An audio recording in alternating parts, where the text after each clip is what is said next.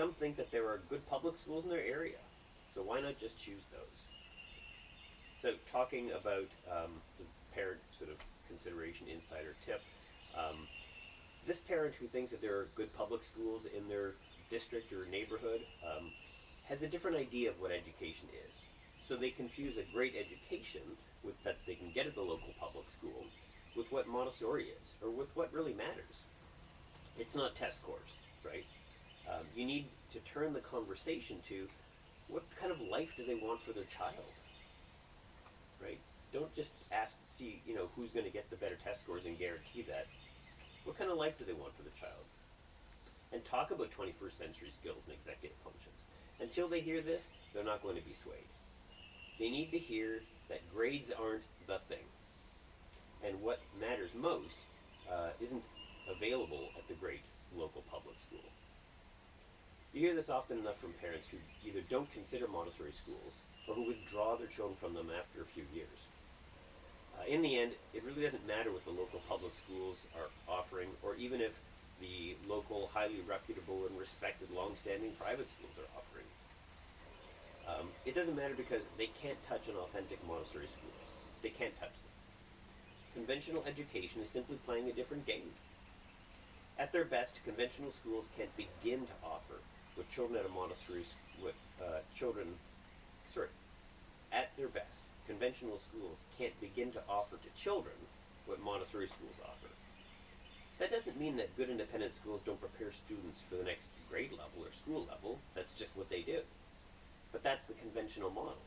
Education is not about getting into the next level of school. If that's your concern as a parent, then Montessori is certainly going to be less compelling. Not because Montessori students don't do very well in getting into the next conventional school level beyond Montessori. They do just fine. But it's the wrong question to be considering. Life is the question. What prepares people for life? Is life like school? Not so much. So to criticize conventional schools would be unfair, I say. They don't set out to do what Montessori schools have set out to do. Conventional schools have defined a much more narrow set of goals and outcomes, which is why I say they're playing a different game. Their goals are literacy and numeracy and all the conventional things, very basic static skills, with an emphasis on tests, not on meaning making. Yet, meaning making is what matters most. It represents learning as opposed to remembering. Truly engaged parents understand that education is far more than drilling for skills, that real education is so much more.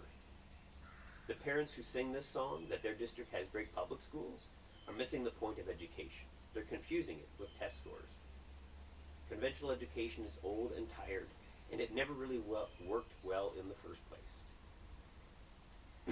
When will it become clear that the system is not in need of reform, but of revolution? Sir Ken Robinson has told this story. I hope you're familiar with his work. Conventional education can't be repaired or improved by longer days, back to basics, open classrooms, whole language, more arts, fewer arts, separating the genders, streaming, or by introducing computers, tablets, or smartboards, and a whole host of other reforms over the years. Yet this is exactly what has been tried, and as the system keeps trying to reinvent itself, over and over and over. It's time to tell conventional education one thing. Your time is up. You've lost. They need to be taken into the stacks with the rest of the history books for people to read about in the future. What is the point of attempting to revive something that so clearly doesn't want to be revived? What we have with conventional education today is a lifeless body connected to so many life support machines and tubes that you can barely see the body beneath all the chaos. Let's just put it out of its misery and let the children of the world have what they deserve. When you take just a brief moment and look at how human beings develop, the most basic of things appear to even the untrained eye. We are all different. There's no fixed amount of time that it takes to learn something specific. You take the time you need, and I'll take the time I need. You use the best approach that works for you, and I'll do the same. It makes absolutely no sense to pretend that each student will learn the same thing in the same amount of time. That the same amount of learning and development will occur over a 10-month period of the academic school year. Yet for 150 years, this is just what conventional schools have done. It's not only that it doesn't work well because people don't learn at the same time or in the same way, it's also that damage is being done indirectly along the way. There's constant information about childhood stress and the issues that arise from it, not to mention suicide rates amongst our young. There's also damage that is less obvious, less direct. Students are molded into thoughtless conformists. They're made to think in terms of right answers, rather than guided to consider interesting answers. They're made to do the questions that are assigned, rather than generate their own creative and insightful inquiries. They're made to write papers of a defined length, rather than put thoughtful words down on paper.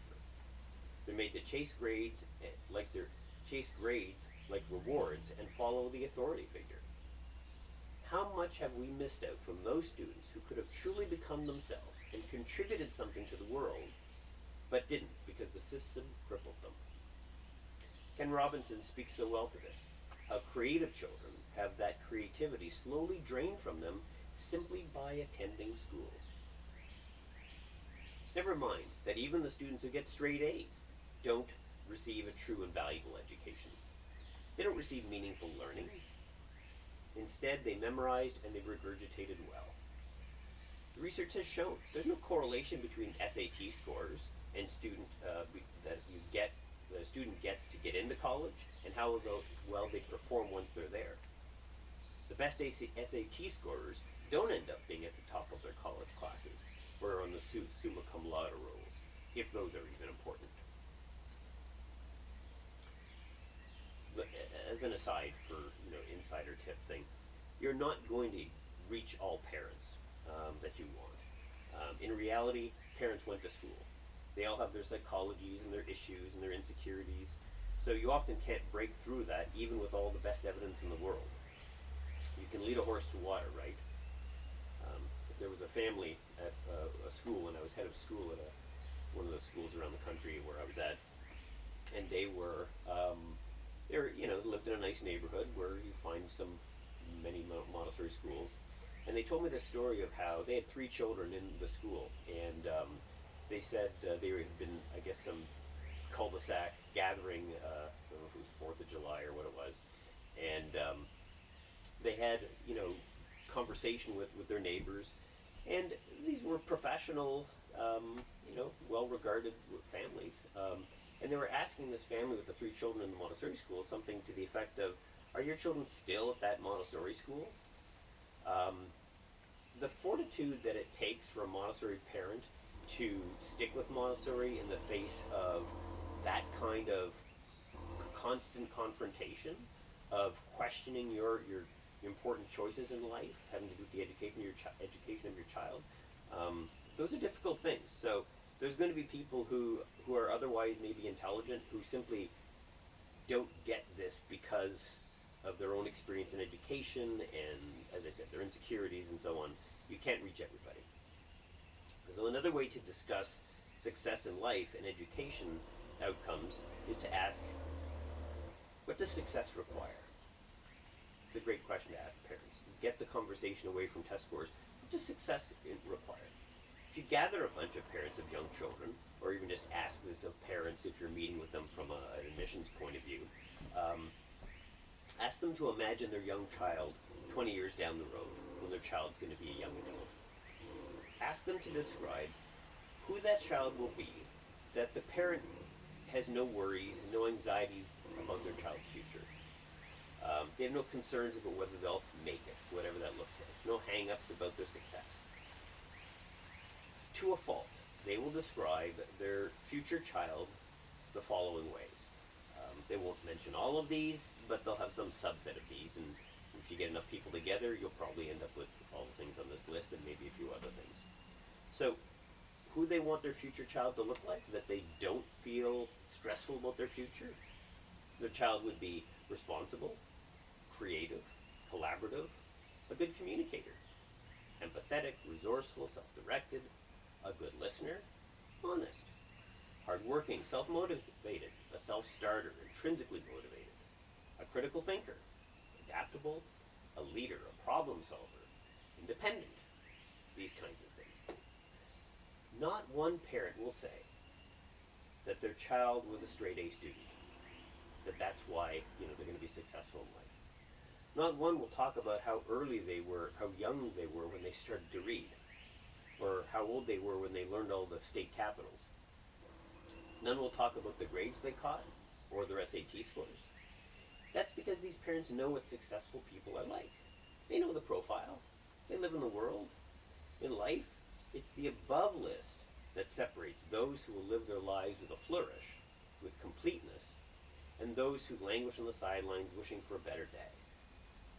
It's no secret that the above list of qualities is really the list of the much discussed 21st century skills. The world needs people who can perform, and you need the above qualities to perform. So that begs the question, where do these skills and qualities come from? If you ask this group of parents, or this couple, anybody that you're talking to about Montessori, how do you get there? Is there a pill that you take on your 18th birthday? Just magically you develop these skills? Do they just appear? Is it out of anybody's control? It's just a crapshoot, who comes out this way and who doesn't. Of course, none will think any of this. No, you have to become this person. And becoming means growing, developing. It means that you have to do the things that are necessary to acquire these skills and traits. Just like a fit figure comes from exercise and a healthy diet, it's not an accident. Students will need to do the things necessary to become what life needs them to become, if they are to flourish, to make good on that potential that was given to them at birth. You can't achieve something by not doing it, right? Conventional schools do not offer the requisite doing. A real education will allow for this. It will provide for this. A real education will present students with the opportunity to do the doing that they need to do in order to become self-directed, independent, resourceful, critical thinking, empathetic people. You can't become what you don't do, right? We need schools that provide for the doing, specifically doing what will allow them to develop these skills. How can you become self-directed when someone tells you what to do, when you're going to do it, where you're going to sit while you do it, and how long you have to work on it? This is actually just what you would do if you didn't want someone to become self-directed. You'd do the doing for them. How can you become intrinsically motivated when through all of your years someone dangles the carrots of gold stars and grades in front of you? These external rewards train you to chase them. That's why they're offered as motivation. Well, if that's my motivation, then what I'm really learning is to always look outside of myself for motivation. Learning for its own sake, for its own fulfillment and satisfaction, is not on the table. Schools, as we know them, do nothing to develop the skills that life actually requires. What are called 21st century skills are great for the 21st century, just as they were for all centuries. They're not a special modern set of characteristics. They are simply what has always served life. Montessori schools have as their intangible outcomes all of the 21st century skills. Because of the very unique nature of a Montessori environment, the mixed age groupings, the self-direction, the exploratory nature of the learning, and so on, the whole time a student is working, he or she is acquiring 21st century skills. Excuse me, I'm just going to check and make sure my battery is not running out.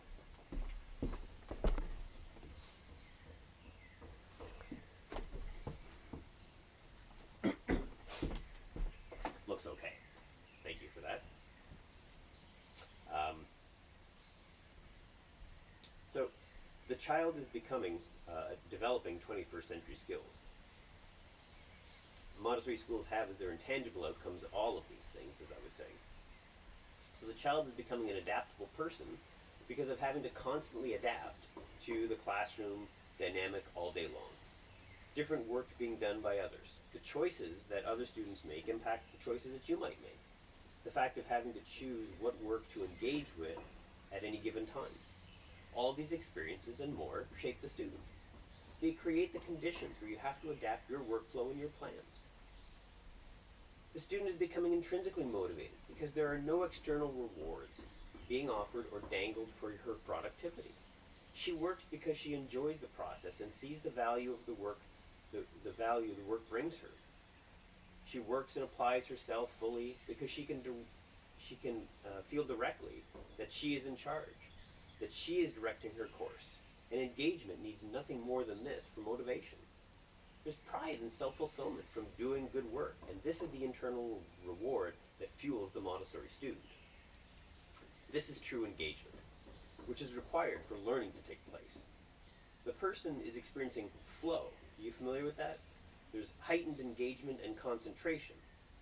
The reward is the experience itself. If you check out the research on flow, a fellow by the name of Mihaly Csikszentmihalyi, he wrote a book called Flow and did a lot of research on it and worked within the Montessori world as well. And Ken Robinson discusses this a lot as well when he discusses the intersection of talents and passions. So a little chart here to show you. If you've got your talent and then your level of interest, and here you've got flow is the balance of the two. So if you've got commensurate talent with your level of interest, and those things meet here, then that's really where you want to find yourself. If your talent is really high, you're good at something, but your interest is really low, but you have good talent, you're bored, okay? Because you're not very interested even though you're good at it. That's not really where you want to spend your time in life.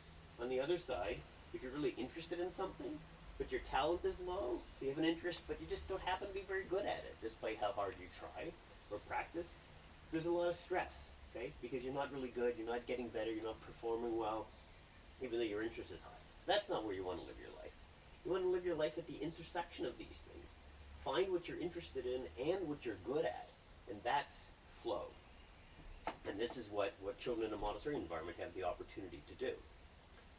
So Ken Robinson talks about this. He talks about how the reality is that the world needs all kinds of people.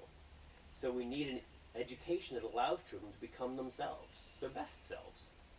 Now this can only occur if they are intrinsically motivated, because this will open the path for them to develop, to emerge. That's why I say Montessori environments foster optimal human development. So the Montessori student is also becoming resourceful and responsible, because the constant need to answer their own questions, to find solutions, to choose work, to set personal goals, discover the right questions to ask, etc. All along, the Montessori student learns to find the available resources and select the best ones. All along, the Montessori student knows that she's responsible for the work that needs to be accomplished and for keeping up with lessons. There's no fixed schedule to manage your time. You need to create your own schedule in order to handle the workload responsibly, just like in the workplace. These are but a few examples of how the Montessori experience creates, as a byproduct, of the natural process of learning, all the life skills that are necessary, and which today are labeled as 21st century skills. So, trying to engage, often it's the dads, some moms, people who are maybe just kind of the left brain, data-driven type people. They like the numbers and the stats and the hard evidence.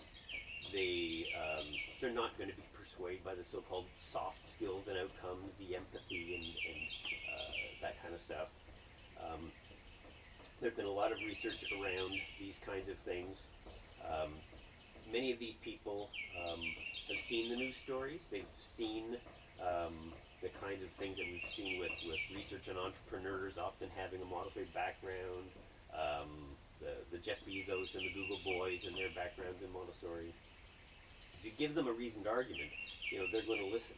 They may have seen the stories in the business journals, newspapers and blogs about technology leaders breaking ground and so on, in Forbes and Harvard Business Review and so on. So maybe if you've seen those things, if you do the research, or find me and I can point you in the right direction. These people are waking up to Montessori because they see the outcomes that Montessori produces, the confident, capable makers and doers of the world, and they say, I'll take one of those. So even economics points to a Montessori model. When I heard about this, the economists are on the quality education bandwagon. I was quite surprised. A noted and honored economist from the University of Chicago, no less, made a compelling case for why our investment dollar, should be spent on the first 6 years of life. Now, he wasn't explicitly calling for Montessori programs, but that's either because he wasn't aware of them, or had a different desire to steer clear of the education debates. Either way, his argument is a strong one, and it's a simple matter of connecting a couple of dots to see how it supports the Montessori model. So, James Heckman is the economist in question. A couple of charts here that he gets to. So what his research showed is that you get a bigger bang for your buck in terms of return on investment. The younger a child is when you put money into their education. And so down here he talks about, here you've got the age of the child, you've got birth to 3 or birth to 6 down here, elementary years, high school, college, and then investment on adult learning and so on in the workforce and such. And this is, of course, the amount of dollars that you're spending. Well, this is what we tend to spend today, right? We spend very little as a culture, as a society down here. The older that the person gets, a lot more money is invested, whether it's high school, college, tuitions, and so on. But the return on investment, Heckman has shown through his research, this is a well-researched, Nobel-winning economist, the return on investment is just the opposite. You get significantly higher returns, and we'll talk about what that looks like in a minute, if you spend more money here. And the older that the person gets in the money, the dollars that we're spending as a society, the return that you get gets diminished. And you can see this falls off pretty quickly once you get beyond the early years of life. So Heckman argues that the aggregate costs to society are far steeper when we spend education dollars at the job training level, the college level, high school years, and so on. His research, controlling for IQ, for gender, social class, home lives, and family circumstances, he found that when children of his study grew up and had children of their own, those youngsters went further in school, had fewer discipline and legal troubles, for some even had better health than the comparison group. Other research has shown that even interventions that achieve small improvements in like inhibitory control for individuals could shift the entire distribution of outcomes in a salutary direction and yield large improvements in health, wealth, crime rate for a nation. So the economic case is twofold. One is that as a society we spend less, if we do it properly, we spend less on helping and repairing people later in life through incarceration, addiction treatment, and these kinds of things. And the other is that the money that we spend early on sees a massive return on investment later. When you look at this data, it's very clear that the first 3 or 6 years of life show a radically higher rate of return on dollars spent than those spent in the high school years and later. Yet the reality is that as a culture, of course, we spend it in the opposite ratio, with decreasing dollars spent as you go backwards from college to birth. So how does Heckman's research make the case for Montessori model of education? Because Montessori delivers the outcomes that society needs. Montessori yields the executive functions, the 21st century skills. So that's it. That's mostly what I've got. I rest my case, Your Honor. So in summary, I just want to say Montessori is emphatically not merely an option because it is simply what education for human beings is supposed to be. It's not a theory. It's how human beings need to be supported, just like the life of a plant needs to be supported by water and sunlight. There's no debate. Montessori is not an option because the world needs people who can be prepared to contribute and to thrive